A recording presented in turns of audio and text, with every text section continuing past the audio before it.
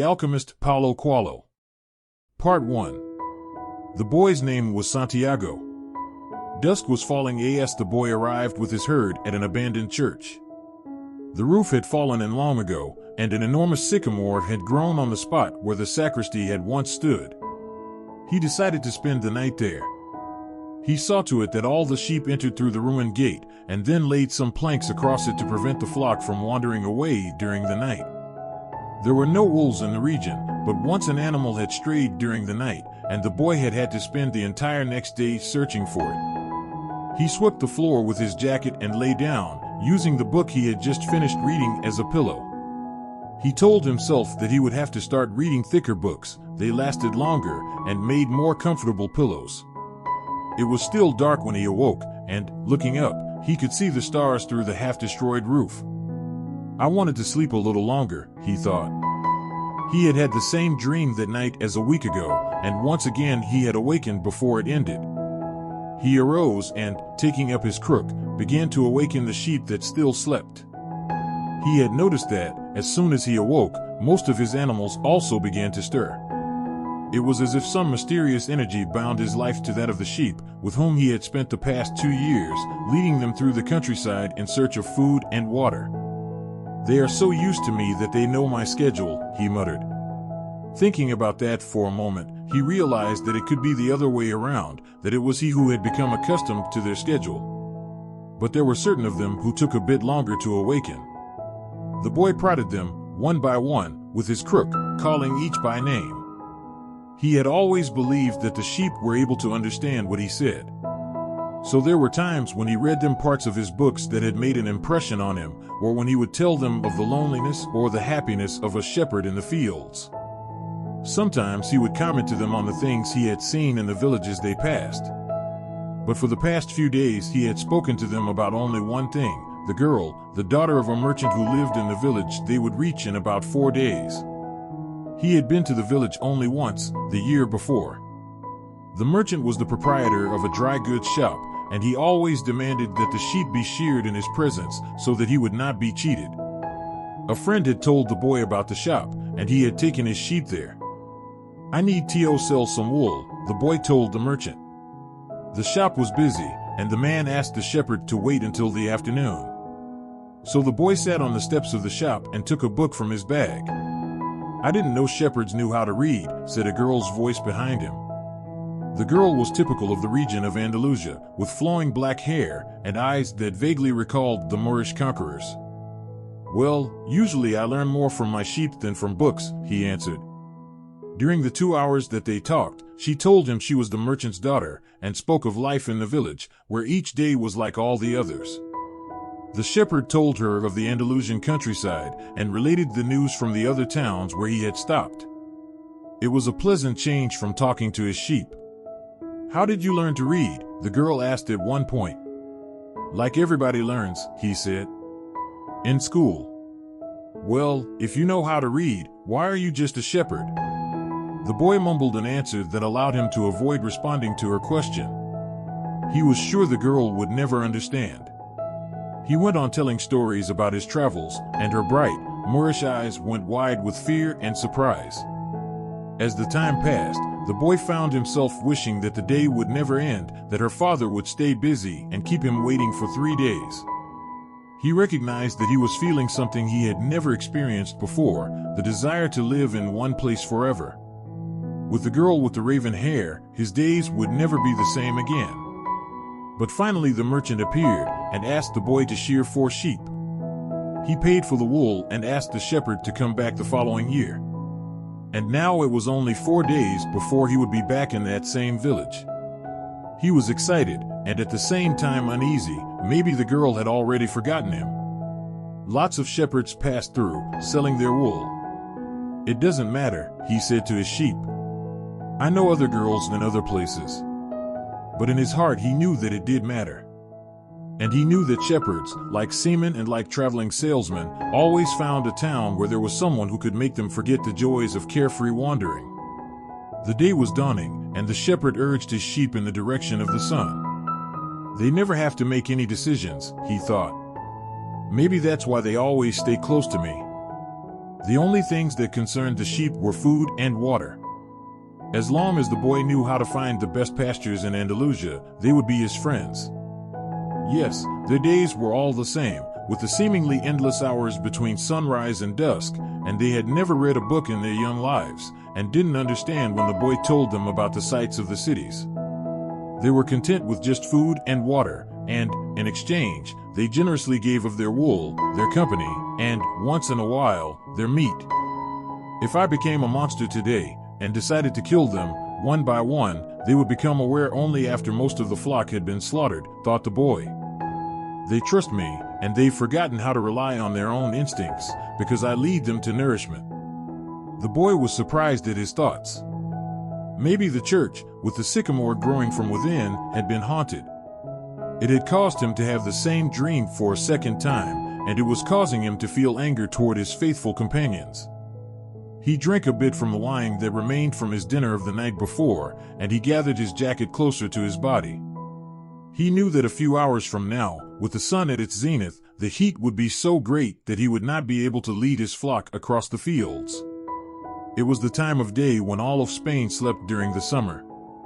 The heat lasted until nightfall, and all that time he had to carry his jacket. But when he thought to complain about the burden of its weight, he remembered that, because he had the jacket, he had withstood the cold of the dawn. We have to be prepared for change, he thought, and he was grateful for the jacket's weight and warmth. The jacket had a purpose, and so did the boy. His purpose in life was to travel, and, after 2 years of walking the Andalusian terrain, he knew all the cities of the region. He was planning, on this visit, to explain to the girl how it was that a simple shepherd knew how to read. That he had attended a seminary until he was 16. His parents had wanted him to become a priest, and thereby a source of pride for a simple farm family. They worked hard just to have food and water, like the sheep. He had studied Latin, Spanish, and theology. But ever since he had been a child, he had wanted to know the world, and this was much more important to him than knowing God and learning about man's sins. One afternoon, on a visit to his family, he had summoned up the courage to tell his father that he didn't want to become a priest. That he wanted to travel. People from all over the world have passed through this village, son, said his father. They come in search of new things, but when they leave they are basically the same people they were when they arrived. They climb the mountain to see the castle, and they wind up thinking that the past was better than what we have now. They have blonde hair, or dark skin, but basically they're the same as the people who live right here. But I'd like to see the castles and the towns where they live, the boy explained. Those people, when they see our land, say that they would like to live here forever, his father continued. Well, I'd like to see their land, and see how they live, said his son. The people who come here have a lot of money to spend, so they can afford to travel, his father said. Amongst us, the only ones who travel are the shepherds. Well, then I'll be a shepherd. His father said no more. The next day, he gave his son a pouch that held 3 ancient Spanish gold coins. I found these one day in the fields. I wanted them to be a part of your inheritance. But use them to buy your flock. Take to the fields, and someday you'll learn that our countryside is the best, and our women are the most beautiful. And he gave the boy his blessing. The boy could see in his father's gaze a desire to be able, himself, to travel the world, a desire that was still alive, despite his father's having had to bury it, over dozens of years, under the burden of struggling for water to drink, food to eat, and the same place to sleep every night of his life. The horizon was tinged with red, and suddenly the sun appeared. The boy thought back to that conversation with his father, and felt happy. He had already seen many castles and met many women, but none the equal of the one who awaited him several days hence. He owned a jacket, a book that he could trade for another, and a flock of sheep. But, most important, he was able every day to live out his dream. If he were to tire of the Andalusian fields, he could sell his sheep and go to sea. By the time he had had enough of the sea, he would already have known other cities, other women, and other chances to be happy. I couldn't have found God in the seminary, he thought, as he looked at the sunrise. Whenever he could, he sought out a new road to travel. He had never been to that ruined church before, in spite of having traveled through those parts many times. The world was huge and inexhaustible. He had only to allow his sheep to set the route for a while, and he would discover other interesting things. The problem is that they don't even realize that they're walking a new road every day. They don't see that the fields are new and the seasons change. All they think about is food and water. Maybe we're all that way, the boy mused. Even me, I haven't thought of other women since I met the merchant's daughter. Looking at the sun, he calculated that he would reach Tarifa before midday. There, he could exchange his book for a thicker one, fill his wine bottle, shave, and have a haircut. He had to prepare himself for his meeting with the girl, and he didn't want to think about the possibility that some other shepherd, with a larger flock of sheep, had arrived there before him and asked for her hand. It's the possibility of having a dream come true that makes life interesting, he thought, as he looked again at the position of the sun and hurried his pace. He had suddenly remembered that, in Tarifa, there was an old woman who interpreted dreams. The old woman led the boy to a room at the back of her house. It was separated from her living room by a curtain of colored beads. The room's furnishings consisted of a table, an image of the Sacred Heart of Jesus, and 2 chairs. The woman sat down and told him to be seated as well. Then she took both of his hands in hers and began quietly to pray. It sounded like a gypsy prayer. The boy had already had experience on the road with gypsies. They also traveled, but they had no flocks of sheep. People said that gypsies spent their lives tricking others. It was also said that they had a pact with the devil and that they kidnapped children and, taking them away to their mysterious camps, made them their slaves. As a child, the boy had always been frightened to death that he would be captured by gypsies, and this childhood fear returned when the old woman took his hands in hers. But she has the Sacred Heart of Jesus there, he thought, trying to reassure himself. He didn't want his hand to begin trembling, showing the old woman that he was fearful. He recited in Our Father silently. Very interesting, said the woman, never taking her eyes from the boy's hands, and then she fell silent. The boy was becoming nervous. His hands began to tremble, and the woman sensed it. He quickly pulled his hands away. I didn't come here to have you read my palm, he said, already regretting having come. He thought for a moment that it would be better to pay her fee and leave without learning a thing, that he was giving too much importance to his recurrent dream. You came so that you could learn about your dreams, said the old woman. And dreams are the language of God. When he speaks in our language, I can interpret what he has said. But if he speaks in the language of the soul, it is only you who can understand.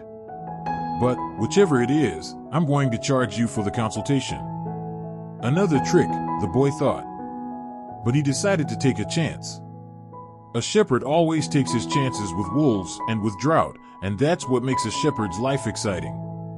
I have had the same dream twice, he said. I dreamed that I was in a field with my sheep when a child appeared and began to play with the animals. I don't like people to do that, because the sheep are afraid of strangers. But children always seem to be able to play with them without frightening them. I don't know why. I don't know how animals know the age of human beings. Tell me more about your dream, said the woman.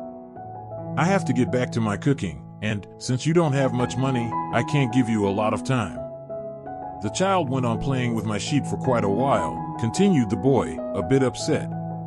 And suddenly, the child took me by both hands and transported me to the Egyptian pyramids. He paused for a moment to see if the woman knew what the Egyptian pyramids were. But she said nothing. Then, at the Egyptian pyramids, he said the last 3 words slowly, so that the old woman would understand. The child said to me, if you come here, you will find a hidden treasure. And, just as she was about to show me the exact location, I woke up. Both times. The woman was silent for some time. Then she again took his hands and studied them carefully. I'm not going to charge you anything now, she said. But I want 1/10 of the treasure, if you find it. The boy laughed, out of happiness. He was going to be able to save the little money he had because of a dream about hidden treasure. Well, interpret the dream, he said. First, swear to me. Swear that you will give me 1/10 of your treasure in exchange for what I am going to tell you." The shepherd swore that he would. The old woman asked him to swear again while looking at the image of the Sacred Heart of Jesus.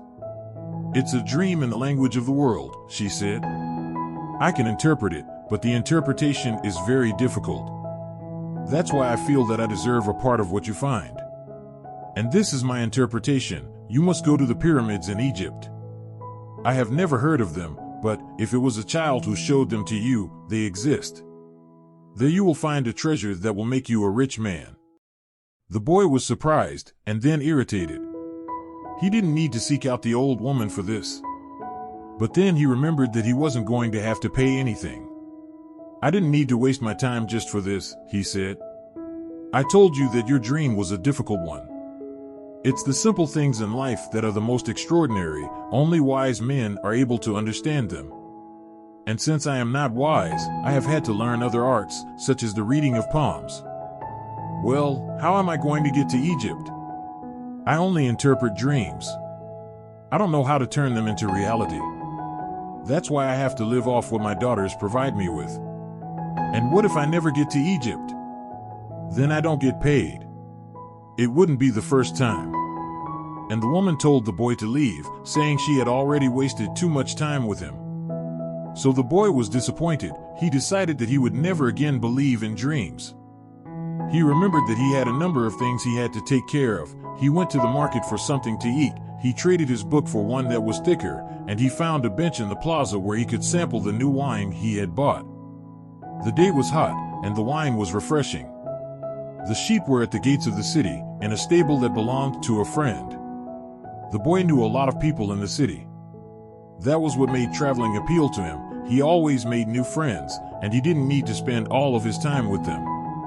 When someone sees the same people every day, as had happened with him at the seminary, they wind up becoming a part of that person's life. And then they want the person to change. If someone isn't what others want them to be, the others become angry. Everyone seems to have a clear idea of how other people should lead their lives, but none about his or her own.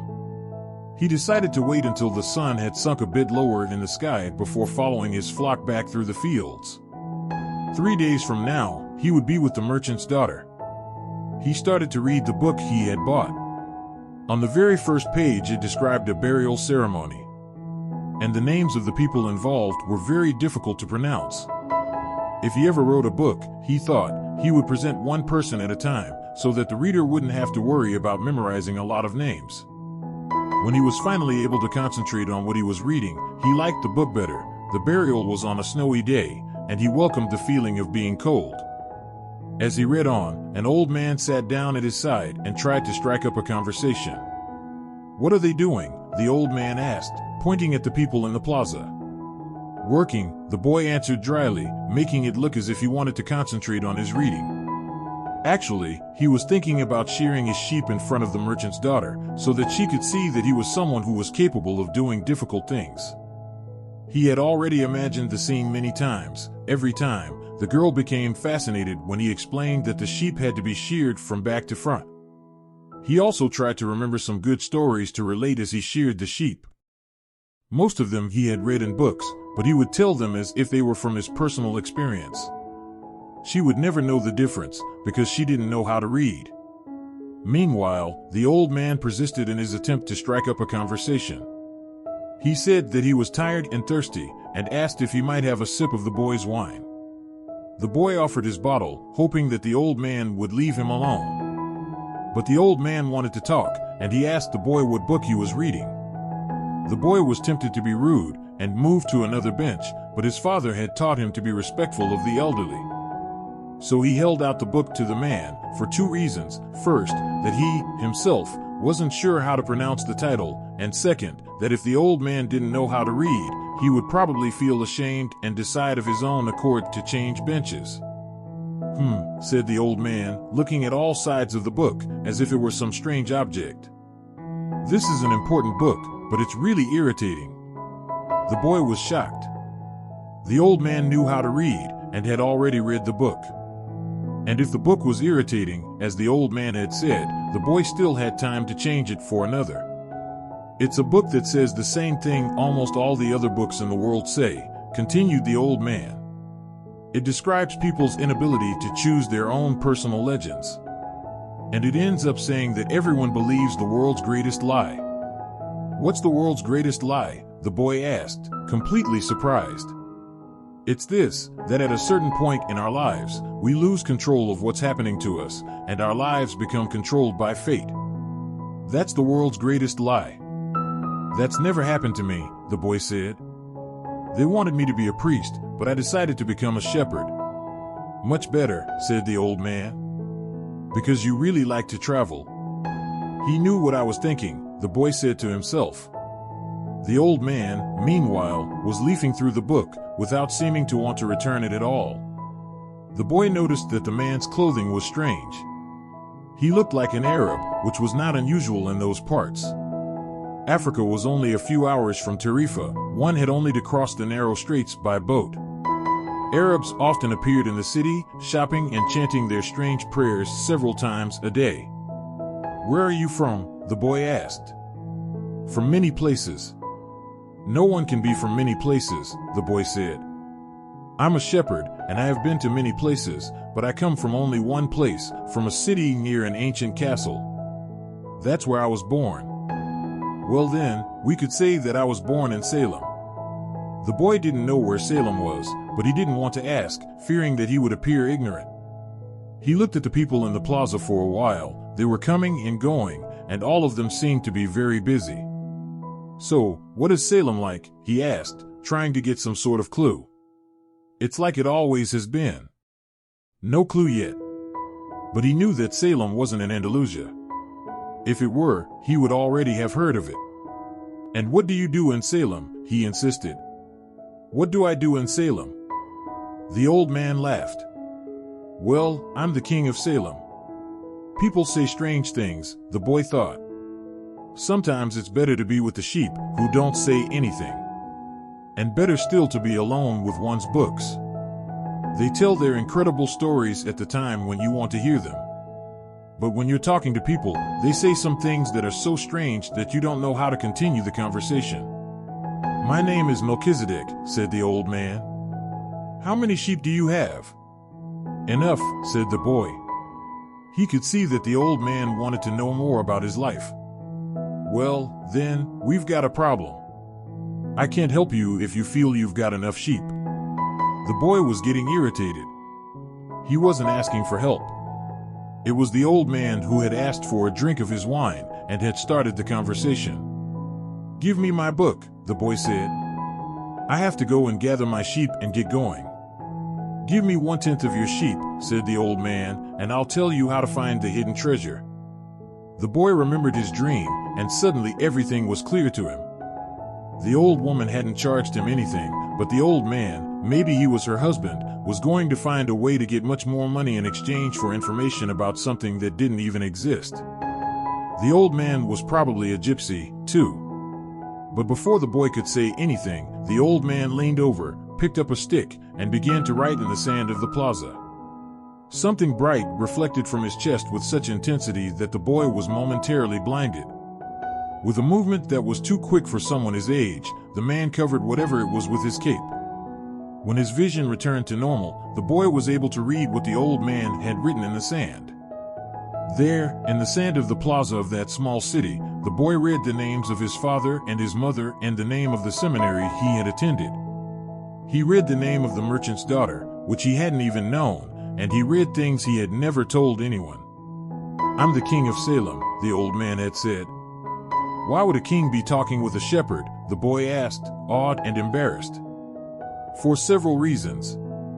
But let's say that the most important is that you have succeeded in discovering your personal legend. The boy didn't know what a person's personal legend was. It's what you have always wanted to accomplish. Everyone, when they are young, knows what their personal legend is. At that point in their lives, everything is clear and everything is possible. They are not afraid to dream and to yearn for everything they would like to see happen to them in their lives. But, as time passes, a mysterious force begins to convince them that it will be impossible for them to realize their personal legend. None of what the old man was saying made much sense to the boy. But he wanted to know what the mysterious force was. The merchant's daughter would be impressed when he told her about that. It's a force that appears to be negative, but actually shows you how to realize your personal legend. It prepares your spirit and your will, because there is one great truth on this planet: whoever you are, or whatever it is that you do, when you really want something, it's because that desire originated in the soul of the universe. It's your mission on Earth. Even when all you want to do is travel, or marry the daughter of a textile merchant. Yes, or even search for treasure. The soul of the world is nourished by people's happiness, and also by unhappiness, envy, and jealousy. To realize one's personal legend is a person's only real obligation. All things are one. And, when you want something, all the universe conspires in helping you to achieve it. They were both silent for a time, observing the plaza and the townspeople. It was the old man who spoke first. "Why do you tend a flock of sheep?" "Because I like to travel." The old man pointed to a baker standing in his shop window at one corner of the plaza. When he was a child, that man wanted to travel, too. But he decided first to buy his bakery and put some money aside. When he's an old man, he's going to spend a month in Africa. He never realized that people are capable, at any time in their lives, of doing what they dream of. He should have decided to become a shepherd, the boy said. Well, he thought about that, the old man said. But bakers are more important people than shepherds. Bakers have homes, while shepherds sleep out in the open. Parents would rather see their children marry bakers than shepherds. The boy felt a pang in his heart, thinking about the merchant's daughter. There was surely a baker in her town. The old man continued, in the long run, what people think about shepherds and bakers becomes more important for them than their own personal legends. The old man leafed through the book and fell to reading a page he came to. The boy waited, and then interrupted the old man just as he himself had been interrupted. "Why are you telling me all this?" "Because you are trying to realize your personal legend. And you are at the point where you're about to give it all up. And that's when you always appear on the scene?" "Not always in this way, but I always appear in one form or another. Sometimes I appear in the form of a solution or a good idea. At other times, at a crucial moment, I make it easier for things to happen. There are other things I do, too, but most of the time people don't realize I've done them." The old man related that, the week before, he had been forced to appear before a miner, and had taken the form of a stone. The miner had abandoned everything to go mining for emeralds. For 5 years he had been working a certain river, and had examined hundreds of thousands of stones looking for an emerald. The miner was about to give it all up, right at the point when, if he were to examine just one more stone, just one more, he would find his emerald. Since the miner had sacrificed everything to his personal legend, the old man decided to become involved. He transformed himself into a stone that rolled up to the miner's foot. The miner, with all the anger and frustration of his 5 fruitless years, picked up the stone and threw it aside. But he had thrown it with such force that it broke the stone it fell upon, and there, embedded in the broken stone, was the most beautiful emerald in the world. People learn, early in their lives, what is their reason for being, said the old man, with a certain bitterness. Maybe that's why they give up on it so early, too. But that's the way it is. The boy reminded the old man that he had said something about hidden treasure. Treasure is uncovered by the force of flowing water, and it is buried by the same currents, said the old man. If you want to learn about your own treasure, you will have to give me 1/10 of your flock. What about 1/10 of my treasure? The old man looked disappointed. If you start out by promising what you don't even have yet, you'll lose your desire to work toward getting it. The boy told him that he had already promised to give 1/10 of his treasure to the gypsy. Gypsies are experts at getting people to do that, sighed the old man. In any case, it's good that you've learned that everything in life has its price. This is what the warriors of the light try to teach. The old man returned the book to the boy. Tomorrow, at this same time, bring me 1/10 of your flock, and I will tell you how to find the hidden treasure. Good afternoon. And he vanished around the corner of the plaza. The boy began again to read his book, but he was no longer able to concentrate. He was tense and upset because he knew that the old man was right. He went over to the bakery and bought a loaf of bread, thinking about whether or not he should tell the baker what the old man had said about him. Sometimes it's better to leave things as they are, he thought to himself, and decided to say nothing. If he were to say anything, the baker would spend 3 days thinking about giving it all up, even though he had gotten used to the way things were. The boy could certainly resist causing that kind of anxiety for the baker. So he began to wander through the city and found himself at the gates. There was a small building there, with a window at which people bought tickets to Africa. And he knew that Egypt was in Africa. "Can I help you?" asked the man behind the window. "Maybe tomorrow," said the boy, moving away. If he sold just one of his sheep, he'd have enough to get to the other shore of the strait. The idea frightened him. "Another dreamer," said the ticket seller to his assistant, watching the boy walk away. "He doesn't have enough money to travel." While standing at the ticket window, the boy had remembered his flock and decided he should go back to being a shepherd. In 2 years he had learned everything about shepherding. He knew how to shear sheep, how to care for pregnant ewes, and how to protect the sheep from wolves. He knew all the fields and pastures of Andalusia. And he knew what was the fair price for every one of his animals. He decided to return to his friend's stable by the longest route possible. As he walked past the city's castle, he interrupted his return and climbed the stone ramp that led to the top of the wall. From there, he could see Africa in the distance. Someone had once told him that it was from there that the Moors had come to occupy all of Spain. He could see almost the entire city from where he sat, including the plaza where he had talked with the old man. "Curse the moment I met that old man," he thought. He had come to the town only to find a woman who could interpret his dream. Neither the woman nor the old man was at all impressed by the fact that he was a shepherd. There were solitary individuals who no longer believed in things and didn't understand that shepherds become attached to their sheep. He knew everything about each member of his flock. He knew which ones were lame, which one was to give birth 2 months from now, and which were the laziest. He knew how to shear them and how to slaughter them. If he ever decided to leave them, they would suffer. The wind began to pick up. He knew that wind, people called it the Levanter, because on it the Moors had come from the Levant at the eastern end of the Mediterranean. The Levanter increased in intensity. "Here I am, between my flock and my treasure," the boy thought. He had to choose between something he had become accustomed to and something he wanted to have. There was also the merchant's daughter, but she wasn't as important as his flock because she didn't depend on him. Maybe she didn't even remember him.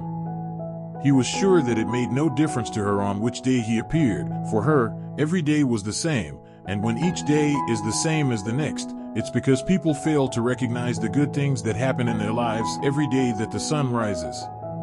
"I left my father, my mother, and the town castle behind. They have gotten used to my being away, and so have I. The sheep will get used to my not being there, too," the boy thought. From where he sat, he could observe the plaza. People continued to come and go from the baker's shop. A young couple sat on the bench where he had talked with the old man, and they kissed. "That baker," he said to himself, without completing the thought. The Levanter was still getting stronger, and he felt its force on his face. That wind had brought the Moors, yes, but it had also brought the smell of the desert and of veiled women. It had brought with it the sweat and the dreams of men who had once left to search for the unknown, and for gold and adventure, and for the pyramids. The boy felt jealous of the freedom of the wind, and saw that he could have the same freedom. There was nothing to hold him back except himself. The sheep, the merchant's daughter, and the fields of Andalusia were only steps along the way to his personal legend. The next day, the boy met the old man at noon. He brought 6 sheep with him. "I'm surprised," the boy said. "My friend bought all the other sheep immediately. He said that he had always dreamed of being a shepherd and that it was a good omen." "That's the way it always is," said the old man. "It's called the principle of favorability. When you play cards the first time, you are almost sure to win. Beginner's luck." "Why is that?" Because there is a force that wants you to realize your personal legend. It whets your appetite with a taste of success. Then the old man began to inspect the sheep, and he saw that one was lame. The boy explained that it wasn't important, since that sheep was the most intelligent of the flock and produced the most wool. "Where is the treasure?" he asked. "It's in Egypt, near the pyramids." The boy was startled. The old woman had said the same thing, but she hadn't charged him anything. In order to find the treasure, you will have to follow the omens. God has prepared a path for everyone to follow. You just have to read the omens that he left for you. Before the boy could reply, a butterfly appeared and fluttered between him and the old man. He remembered something his grandfather had once told him, that butterflies were a good omen. Like crickets, and like grasshoppers, like lizards and four-leaf clovers. "That's right," said the old man, able to read the boy's thoughts. "Just as your grandfather taught you. These are good omens." The old man opened his cape, and the boy was struck by what he saw.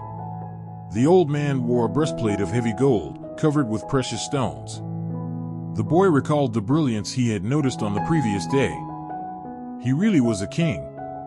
He must be disguised to avoid encounters with thieves.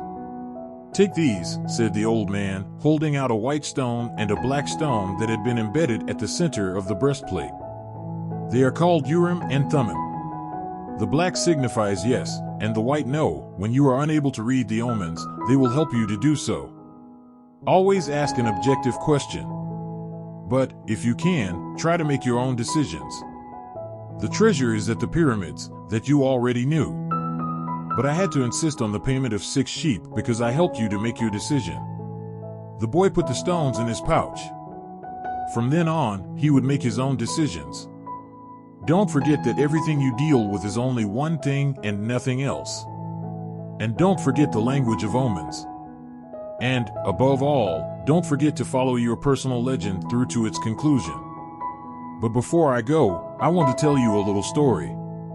A certain shopkeeper sent his son to learn about the secret of happiness from the wisest man in the world. The lad wandered through the desert for 40 days and finally came upon a beautiful castle high atop a mountain. It was there that the wise man lived. Rather than finding a saintly man, though, our hero, on entering the main room of the castle, saw a hive of activity. Tradesmen came and went, people were conversing in the corners, a small orchestra was playing soft music, and there was a table covered with platters of the most delicious food in that part of the world. The wise man conversed with everyone, and the boy had to wait for 2 hours before it was his turn to be given the man's attention. The wise man listened attentively to the boy's explanation of why he had come, but told him that he didn't have time just then to explain the secret of happiness. He suggested that the boy look around the palace and return in 2 hours. "Meanwhile, I want to ask you to do something," said the wise man, handing the boy a teaspoon that held 2 drops of oil. "As you wander around, carry this spoon with you without allowing the oil to spill." The boy began climbing and descending the many stairways of the palace, keeping his eyes fixed on the spoon. After 2 hours, he returned to the room where the wise man was. "Well," asked the wise man, "did you see the Persian tapestries that are hanging in my dining hall? Did you see the garden that it took the master gardener 10 years to create? Did you notice the beautiful parchments in my library?" The boy was embarrassed and confessed that he had observed nothing. His only concern had been not to spill the oil that the wise man had entrusted to him. "Then go back and observe the marvels of my world," said the wise man. "You cannot trust a man if you don't know his house." Relieved, the boy picked up the spoon and returned to his exploration of the palace, this time observing all of the works of art on the ceilings and the walls. He saw the gardens, the mountains all around him, the beauty of the flowers, and the taste with which everything had been selected. Upon returning to the wise man, he related in detail everything he had seen. "But where are the drops of oil I entrusted to you?" asked the wise man. Looking down at the spoon he held, the boy saw that the oil was gone. "Well, there is only one piece of advice I can give you," said the wisest of wise men. "The secret of happiness is to see all the marvels of the world, and never to forget the drops of oil on the spoon." The shepherd said nothing. He had understood the story the old king had told him. A shepherd may like to travel, but he should never forget about his sheep. The old man looked at the boy and, with his hands held together, made several strange gestures over the boy's head. Then, taking his sheep, he walked away. At the highest point in Tarifa there is an old fort, built by the Moors. From atop its walls, one can catch a glimpse of Africa. Melchizedek, the king of Salem, sat on the wall of the fort that afternoon and felt the levanter blowing in his face.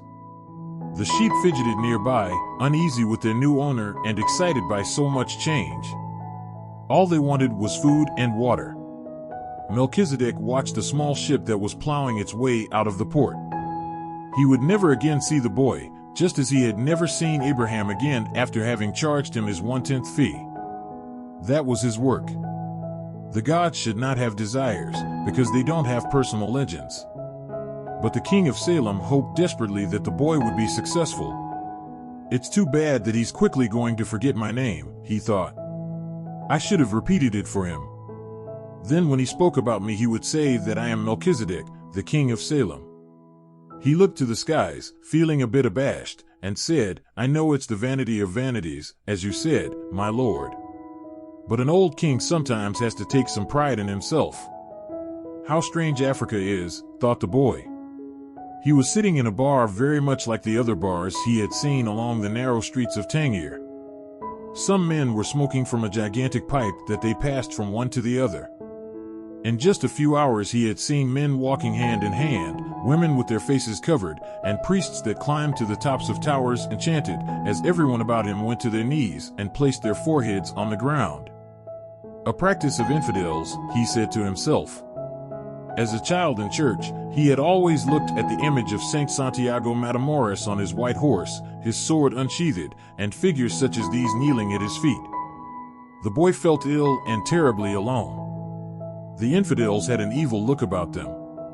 Besides this, in the rush of his travels he had forgotten a detail, just one detail, which could keep him from his treasure for a long time. Only Arabic was spoken in this country. The owner of the bar approached him, and the boy pointed to a drink that had been served at the next table. It turned out to be a bitter tea. The boy preferred wine. But he didn't need to worry about that right now. What he had to be concerned about was his treasure, and how he was going to go about getting it. The sale of his sheep had left him with enough money in his pouch, and the boy knew that in money there was magic. Whoever has money is never really alone. Before long, maybe in just a few days, he would be at the pyramids. An old man, with a breastplate of gold, wouldn't have lied just to acquire 6 sheep. The old man had spoken about signs and omens, and, as the boy was crossing the strait, he had thought about omens. Yes, the old man had known what he was talking about. During the time the boy had spent in the fields of Andalusia, he had become used to learning which path he should take by observing the ground and the sky. He had discovered that the presence of a certain bird meant that a snake was nearby, and that a certain shrub was a sign that there was water in the area. The sheep had taught him that. If God leads the sheep so well, he will also lead a man, he thought, and that made him feel better. The tea seemed less bitter. Who are you? He heard a voice ask him in Spanish. The boy was relieved. He was thinking about omens, and someone had appeared. How come you speak Spanish? He asked. The new arrival was a young man in Western dress, but the color of his skin suggested he was from this city. He was about the same age and height as the boy. Almost everyone here speaks Spanish. We're only 2 hours from Spain. Sit down, and let me treat you to something, said the boy. And ask for a glass of wine for me. I hate this tea. There is no wine in this country, the young man said. The religion here forbids it. The boy told him then that he needed to get to the pyramids. He almost began to tell about his treasure, but decided not to do so. If he did, it was possible that the Arab would want a part of it as payment for taking him there. He remembered what the old man had said about offering something you didn't even have yet. I'd like you to take me there if you can. I can pay you to serve as my guide.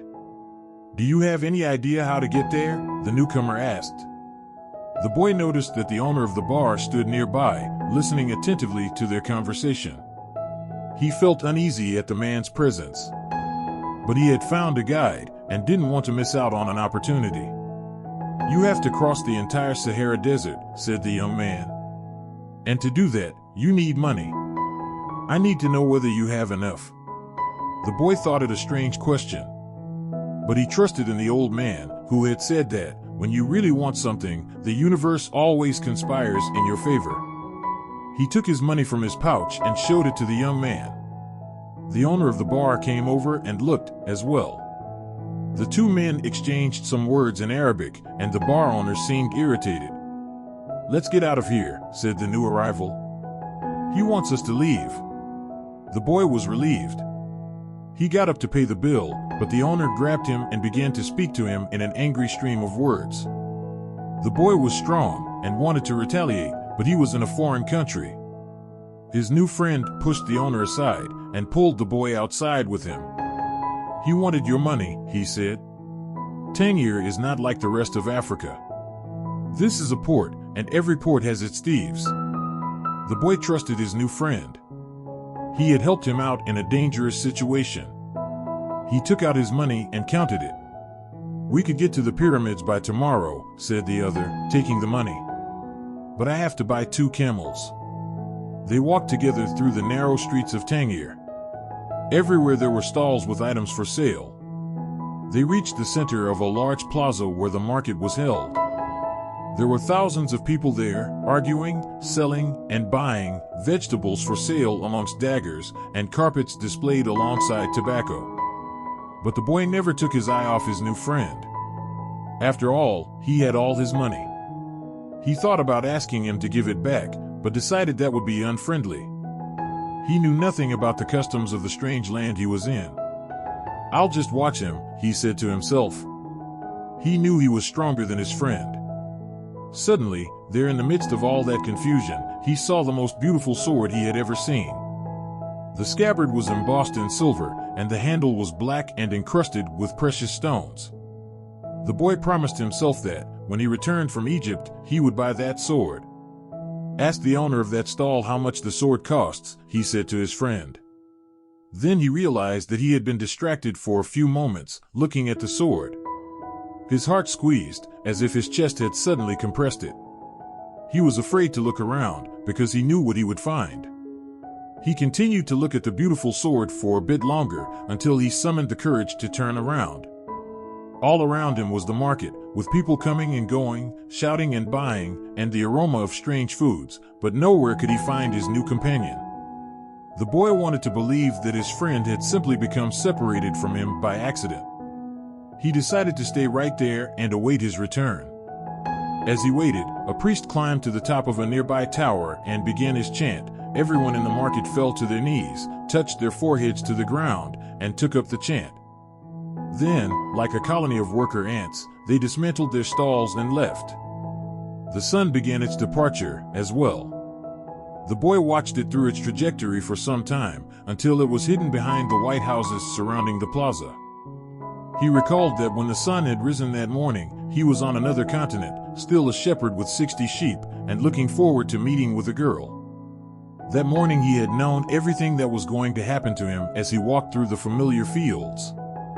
But now, as the sun began to set, he was in a different country, a stranger in a strange land, where he couldn't even speak the language. He was no longer a shepherd, and he had nothing, not even the money to return and start everything over.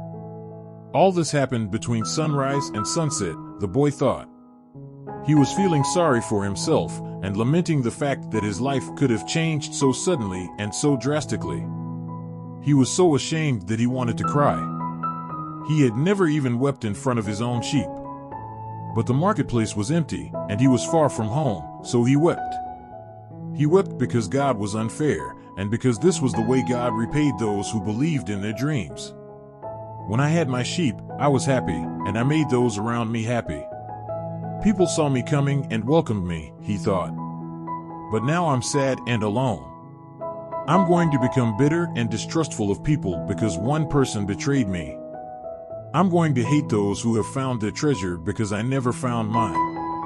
And I'm going to hold on to what little I have because I'm too insignificant to conquer the world. He opened his pouch to see what was left of his possessions. Maybe there was a bit left of the sandwich he had eaten on the ship. But all he found was the heavy book, his jacket, and the 2 stones the old man had given him. As he looked at the stones, he felt relieved for some reason. He had exchanged 6 sheep for 2 precious stones that had been taken from a gold breastplate. He could sell the stones and buy a return ticket. But this time I'll be smarter, the boy thought, removing them from the pouch so he could put them in his pocket. This was a port town, and the only truthful thing his friend had told him was that port towns are full of thieves. Now he understood why the owner of the bar had been so upset. He was trying to tell him not to trust that man. I'm like everyone else. I see the world in terms of what I would like to see happen, not what actually does. He ran his fingers slowly over the stones, sensing their temperature and feeling their surfaces. They were his treasure. Just handling them made him feel better. They reminded him of the old man. When you want something, all the universe conspires in helping you to achieve it, he had said. The boy was trying to understand the truth of what the old man had said. There he was in the empty marketplace, without a cent to his name, and with not a sheep to guard through the night. But the stones were proof that he had met with a king who knew of the boy's past. They're called Urim and Thummim, and they can help you to read the omens. The boy put the stones back in the pouch and decided to do an experiment. The old man had said to ask very clear questions, and to do that, the boy had to know what he wanted. So, he asked if the old man's blessing was still with him. He took out one of the stones.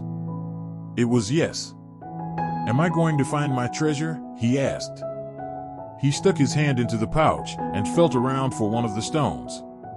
As he did so, both of them pushed through a hole in the pouch and fell to the ground. The boy had never even noticed that there was a hole in his pouch.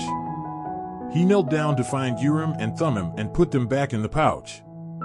But as he saw them lying there on the ground, another phrase came to his mind. Learn to recognize omens and follow them, the old king had said. An omen. The boy smiled to himself. He picked up the 2 stones and put them back in his pouch.